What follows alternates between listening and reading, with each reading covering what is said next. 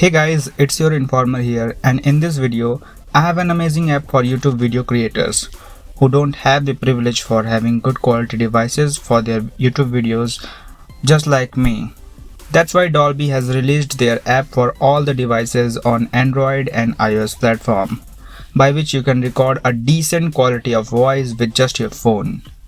As you can see, I have now installed the Dolby Go on my Redmi Note 7. And now I will show you some awesome features of this app, which makes it the best of all. The first one is, now you can record your voice in an uncompressed WAV format with highest quality possible. And the second one is, it automatically suppresses the background noise with just a tap and you get a clear recording of your voice. And the third and the best feature is you can manually adjust the bass and treble of your voice, as well as you can trim your recorded sound within the app itself. So that's all the best features of this app, and now I will show you the difference between the default recorder with the Dolby Go sound quality. First one is the default one.